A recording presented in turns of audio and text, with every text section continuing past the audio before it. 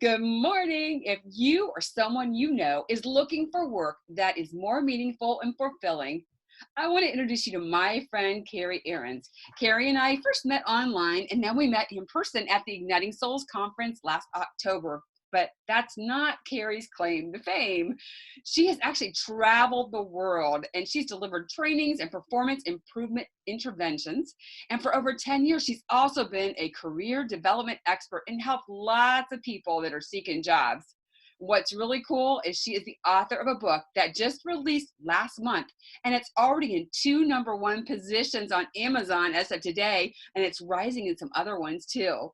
And the book is called Project Career Quest, and it's navigating the journey to new opportunities waiting. It's my little thing here too. So Kerry, congratulations on the new book. Tell me, have you always wanted to be an author? Well, Susan, I think like a lot of people, it's been on my bucket list. But it was always like, okay, well, what am I going to write a book about? Well, I've been teaching project management courses for over 20 years now, and about 12 years ago, I started volunteering at a local job seeker group, and I realized, the job search process is a project. And it was perfect and it aligned with my project management experience. And so I was doing workshops for them, and I thought, and I see people there every week struggling because it takes time. It takes time to figure out the job search process. It's not like when I applied for my first job many, many years ago, you did one resume on cream colored paper and you put it in the mail and you mailed it to everybody. Well, the process is so much more complicated these days with social media and LinkedIn and applicant tracking systems and all kinds of things. It's hard to get your resume in the hands of a human being, really, sometimes. And it's just a very complicated process. And so I'd see these people week after week struggling to get all this. And then also I was working with corporate clients at that time as a career coach with one of the leading career talent management companies in the world. And when they get these nice packages, their process or their job search project is so much shorter because they know how to approach the job market. Well, but these other folks who don't get these nice packages are struggling. And I thought, well, I could meld or mesh my project management experience with my career coaching experience. And then I wrote this book, and I'll show you the hard copy of it here, called Project Career Quest. And again, as you said, it's navigating the journey to new opportunities waiting. And so what I want to do now is I really want people to know about it because it's perfect timing. Originally, it was supposed to come out in January. There were some delays in the design and so forth. So it came out right before Easter. And what a better time for a book like this to come out when people are struggling with the coronavirus and layoffs, and even more layoffs than normal, or if they're not unemployed, they're underemployed, or they're furloughed at this time, and there's who knows what they're doing at home, whether they're binging on TV programs or whatever. But now is the time they need. Now is the time they need to be working on their job search. But it's hard if you don't know what to do. And the job seeker groups, again, some of them are online, but it's only once a week. It can take months and months and months just to figure out the process. So that's why I wrote the book. So if I can, I'd like to share with you a little bit about the Quest methodology, and I think that might give people an idea of what I've got in this book. The Quest methodology, and I'll start off with the cue here. When I first meet with a client that's looking for a job, the first things they ask me, they look at me and they're like, what now? What next? What am I going to do? Who's hiring? How do I find a job? So all these questions that they have, and here's the big one. If you're over 50, I'm over 50, will I ever get a job again? Those types of things. So it starts off with all the questions that they have. So I listen to those, and then I start asking them some questions like, okay, well, tell me, what do you want to do next? What are your core competencies? What are your strengths? What are your values? What are your, so I started asking them all these questions, and 9 times out of 10, I get sort of that deer in the headlight look, like, I don't know. What's a core competency? What are your strengths? Well, what value would you bring to an organization? What value what's your value proposition is a term that a lot of people use. I don't know. Well, what if I ask you the question, tell me about yourself? I don't know. What do you want to know? I mean, they don't know how to answer any of the questions. So the second thing we have to get to is the you here, which is understanding, right?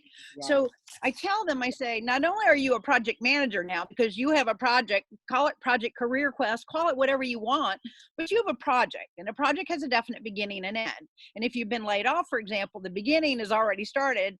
The end depends on what you do. It could be a very, very long, drawn out, frustrating project, or it could be a project that's well organized, well developed, very strategic, and your ending is going to come and you're going to end up with something more fulfilling, engaging, something that you enjoy versus, hey, I just took the first job that came along just to be able to pay the bills. Um, so it's about, so I tell them you're a project manager, but you're also in sales now. And I ask them, I say, how many of you have ever been in sales? And, a few people put their hands up. And I said, well, you're in sales now. And see, here's the thing, people who sell stuff, whether it's a pen or a cell phone or whatever it happens to be, they have to know the product inside and out to be able to sell that, right? So if you bring me a set of headphones and I say, well, why should I buy this pair over this pair? And you go, I don't know. It's like, well, that's not very convincing. I'm not going to buy that product, right? And it's the same thing with people, is that they have to be able to have confidence and articulate their value and their core competencies. They need to know what that is, what those are. They need to know their strengths. They need to know, the question is, why should I hire you? They need to be able to answer that question, but they can't if they don't understand themselves. And a lot of people that I work with, especially, this is older people in particular, 40 and over. Some of them have had jobs since they got out of college. They've been in the same job for 20 plus years. They haven't had to answer any of those questions or really think about that in a long time. So it's very daunting. And besides just the feeling of fear and frustration and whatever upset or whatever they may be feeling because of losing their job, now it's like confusion and I don't know. So I try to get them, we go through the understanding part, right? And then we move to the E part, and this isn't necessarily in sequence like this, but once they have an understanding of what their strengths and values and all that kind of stuff, then I ask them, well, let's start exploring opportunities. What do you want to do next? Do you want to find a job similar to what you were doing? Or I have people say, well, I was an accountant for 20 years, but I don't want to do that anymore. Okay. So, well, let's explore. Let's look at your skill sets that you have, your transferable skills, and where might that transfer into something else that you may find fulfilling and meaningful, right? So we start exploring that. Maybe they want to be an entrepreneur. Maybe they've always thought about starting their own business. Maybe they have a passion that they've, kind of shoved aside. But now it's like, well, maybe I'll pursue that passion and do something that I really love. And I've always wanted to do this, but this might be the time for me to go ahead and move forward. So we start exploring all of those different opportunities and possibilities. And then the S in here, this is what the book is, a structured approach. It's a structured project management approach on how to pull this project off successfully. For example, as a project manager, I don't run projects by myself, never have run a project all by myself. Most people do project management. They don't run projects by themselves. They develop a team. They have a team with them. So I talk about who needs to be on your team. Is it a career coach? Is it a local job seeker group? Is it, so your network, who do you know? Who do you network with? The people that you know on LinkedIn, your LinkedIn network, those types of things, they can all be part of your team. So we talk about all the things and all the activities, the structured planned activities to plan or execute and then monitor and control your job search project. So that's a structured approach. And then the T in here is ultimately is the idea that you will, once you pull all this stuff together, is that then you transition into that new job, that new career, or maybe it's a total transformation. Maybe it's something that you've never even thought of before, but because of the circumstances, now you've transformed yourself from corporate employee to entrepreneur or whatever it might be. So that's sort of in a nutshell the quest process. And what's really cool about this book A couple of things. One, it's not like most books that you see out there, because there are tons and tons of exercises. For example, here's a chapter on the essential knowledge, essential self-knowledge, your career objective, your personality style and preferences, your core competencies, your functional and adaptive skills, your priorities in life right now. I mean, your priorities at 50 are a lot different than they were when you were 20 and you were raising a family. Sure. So, these are things to take into consideration: your motivators, your likes, your dislikes. Here's one thing that people don't often think about.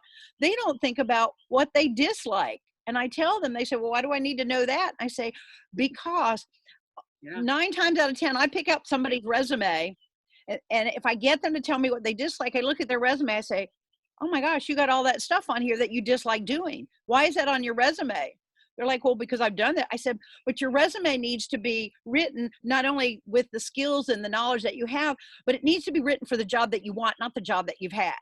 And so if you've done things in the past that you dislike, don't emphasize that on your resume moving forward, or you're going to, yeah. And here's what happens. People say, well, I keep getting calls from headhunters and recruiters, but they want me to do, this. I don't want to do that anymore. And I'll say, well, let me see your resume. That's why, because it's on your resume. I mean, all you've done, and I'm not saying you take it completely off your resume, but your whole resume doesn't need to be focused on that. And I'll give you one quick example so that makes sense. I was doing a workshop for a small clinical research organization, CRO, and 2 of the people in there, they were sitting next to each other, and they said, we keep getting lots of calls on our resume, seems to get lots of hits, but we're getting calls for jobs we don't want. And I said, well, tell me a little bit about that. And they were research scientists, okay? And they don't want to be in a lab anymore, because their job kept them in a lab most of the time. They don't want to do that anymore. And I said, well, what do you want to do? And they said, well, we've started doing a lot more project management work, and we'd like to do that. That's what we want to do. So that was the point where I said, can I see your resume? They described themselves as a lab technician or whatever, research scientist lab. And they just kept talking about all their work in the lab. And they barely mentioned their project management work. And I said, that's the problem. You can't put the emphasis on what you don't want. You've got to put the emphasis on what you do want. And people make that mistake all the time. It's not about the job that you've done in the past. It's about taking those transferable skills and writing that resume in a way that is directed towards a job that you'd like to get moving forward. And so those are the types of things I teach in the book. And then throughout the book, there are lots of exercises, lots of tools, lots of other reference materials that I refer people to. I can't teach everything. This book's 358 pages, but it still doesn't have everything in it. So I refer them to other books, other references. But the really neat thing is I have a website. It's kerryahrend.com. It's right there behind you. And there's a hidden page on there. You can't find it unless you buy the book, but in the book is a password, and you'll have access to over 50 tools, sample resumes, sample marketing plans, just templates to write down things like your core competencies, and there's stuff on values and priorities and all that type of stuff. So sample interview questions.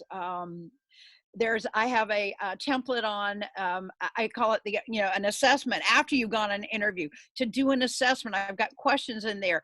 How did you do? How did you present yourself? Did you ask for the job if you want the job? That's one thing that people don't do.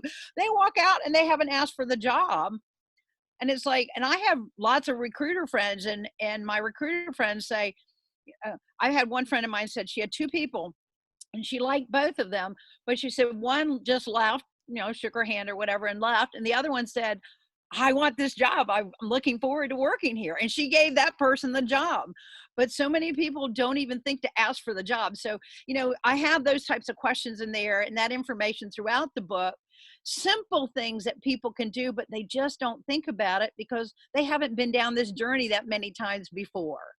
Yeah. So that's good. Isn't there like a huge percentage of people that are in jobs that they really don't like their job? Do you know the stats on that? Like, Oh, I've seen the stats. It's a huge number. I know Carrie Everbrenner, you talked about going to the Igniting Souls conference up in Columbus, Yeah. Ohio.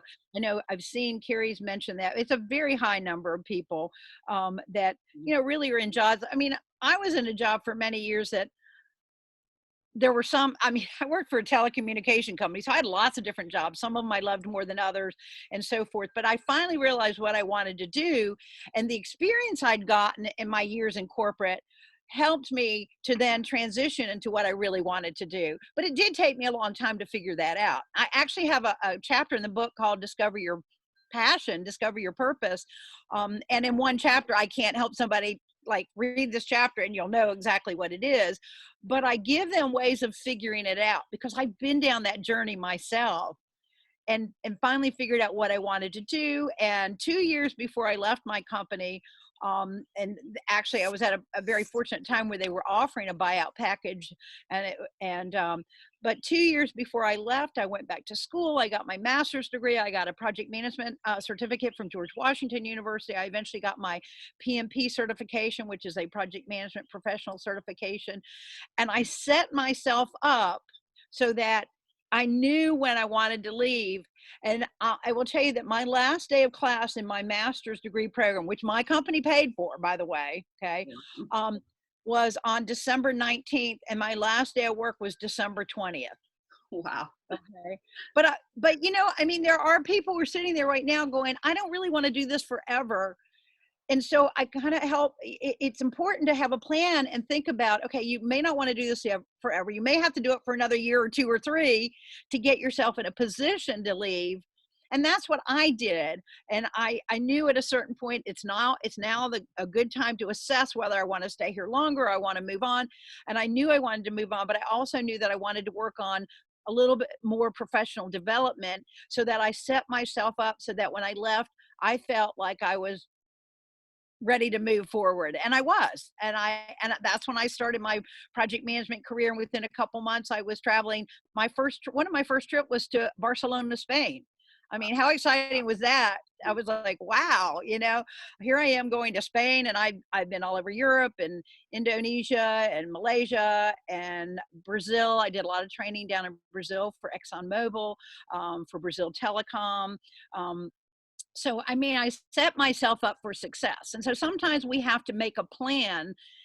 And a lot of people don't do that. They don't make a plan. And again, you can't necessarily leave tomorrow, but if you don't have a plan in place and you're not working towards that, so that someday you can say, okay, now I'm ready to move on and do my own thing, or whatever that might be. I wish I'd have met you about 20, 25 years ago. It's like, it'd be interesting to see where I would be now. It's like, oh, it's such good advice. I think on your website too, I saw a questionnaire. What is that for? Is that anybody can go there and take it? What does that help with? Well, the questionnaire is just a way to bring people in. And what I do in that questionnaire, it's just asking people to think about where they are now. And the idea is I ask them questions, and it might be, oh gosh, I don't feel that, and they might start to realize, maybe I'm not that passionate about what I'm doing, and then I ask questions that are more like geared towards, do you like this, and it's like, yeah, wow. And so the idea is that, if this isn't satisfying to you, but this sounds satisfying to you, then I can help you figure out how to get there. Just like you said, I wish I'd met you 20, 25 years ago. Um, a lot of people don't wait. Don't wait. If you're feeling that sort of, I'm not feeling very engaged, I'm not very excited about what I do. I mean, it pays the bill. That's my 9 to 5 job. But, I'd rather have that dream job, but I'm not sure what it is, right? That was me. Um, now might be a good time to engage with a coach or someone to start looking there. And I have so many tools and so many ways to help people on that journey. And again, I don't have the answers for them. I always tell people, I don't have a crystal ball. I can't tell you what you need to do, but I can get you started on the direction, because I can ask you the right questions, get you thinking through it, because everybody has that somewhere inside of them. It's there. But as a coach, we basically start asking the things to get people to think about it and start pulling it out of them, right? But it does take work. I mean, it takes some work, and we can send them in the direction of saying, well, here's some things you can start working on now, and getting yourself prepared for when that door of opportunity opens, you're ready. I love that. I think it's so good. And now tell me, outside of what you're doing now, you're a big dog mama and love dogs. Tell us about your I dogs do. and you're doing fostering and Do you know, one of the things I talk about in my book is, and actually one of the categories on Amazon, I'm in volunteer, because I have a section in there on volunteer work, because volunteer work is a great way to network. Now, I don't necessarily volunteer to network with dogs. I mean, I'd love dogs. In fact, one of my Goldens is sitting over there. The other one, I have a Golden Foster in the house who's a little bit too rambunctious and to be out here right now. Um, but volunteering is a great way to meet people. And it's hard if your resume is going to go through an applicant tracking system. It may never get into the hands of a human being unless you know the right things to put in there. What you really want to do is network with people, because 80 to 85% of jobs are found through networking. And volunteering is one of the best ways to network, whether it's volunteering with a dog rescue group. I do golden retriever rescue. I do beagle rescue. There's another rescue, it's called Love Mutts Rescue, that I work with. I work with at-risk girls through an organization here in Raleigh, North Carolina, where I live. It's called Corral Riding Academy, where they do equine assisted therapy. And I do some college coaching and prep and that kind of stuff with them. I used to work Habitat for Humanity in Atlanta, and the CEO of my company, Bell South Telecommunication, his wife and daughter were on my team. The CEO of Delta, his wife was one of the people that came out and built on Saturdays. So when you think about all the volunteer work that you do, or maybe you're not doing any volunteer work, but that's a great way to not only give back, and during time when you're not working, not only will it help you network and meet people, but it will also help, I believe, heal your heart and make you see things different, help you to see things differently, because you can see, hey, as tough as it is for me, it's a lot tougher for some of these, girls over here or whomever it might be. A lot of people have it a lot tougher than we do. And so it gives us different perspective. I love that. I just think that's so fabulous. And it's like, I just think what you're doing is great and you got so much to offer. And so you guys check out the book, go to Amazon or barnesandnoble.com. Either one, it's available. Project Career Quest. And you can see Kerry's website. Yeah, I got the right point. Hey, the website up here. Feel free to go there and learn a little bit more about what she's doing. And if you have any questions, feel free to reach out. She is on Facebook. She's got Ahrend's Coaching and Training. There's also a Facebook page, and you can connect with her there as well. And I'm sure she'd be glad to answer questions. And I know you've got a few, like some online courses and things that will help some people coming up here. So there'll be some great resources available. Anything else that you want to add, Kerry? I think that's it. One of the things I do plan to do in the very near future is to put together some webinars to try to get people engaged in this process. I would like to, some will just be introductory webinars, but some of them at some point were folks that buy the book. I'm going to start doing some training sessions out of the chapters of the book, because you can read it on your own, but it's also good to be, for example, on a Zoom call like this with other people and have some discussion around it, especially at the time when we're all, I brought my mask out here, we're all social distancing, we got our old mask and everything. And we can't be around people, using technology to share our experiences with other people.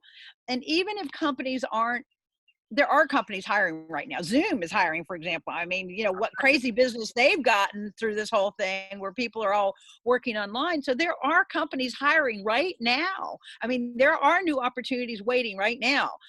But it may not be, for some people, it may not be the work that they want, but now is the time to start the work on it. Now is the time to prepare. Now is the time to plan so that you're ready, and plan and start executing, putting your documentation together, getting your resume, getting your LinkedIn profile up to date. Or if you don't even have one, you need to have a LinkedIn profile.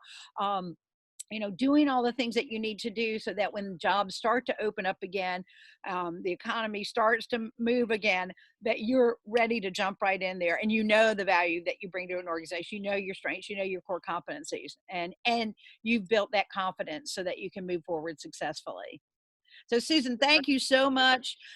Thank you everybody who's tuned in and watched this. And please go to my website. If there's anything I can do to help you, feel free to reach out to me there. And you guys, there's so many graduates right now, and this would be an awesome, awesome gift to give to all those graduating high school or college. And gosh, set them up for success, because how many of us really do wish we'd have had this kind of resource when we were growing up? So anyway, Yeah. thank you, Kerry, and we'll look forward to seeing you soon. Okay, great. Thanks, Susan. Thanks, everyone. Bye-bye.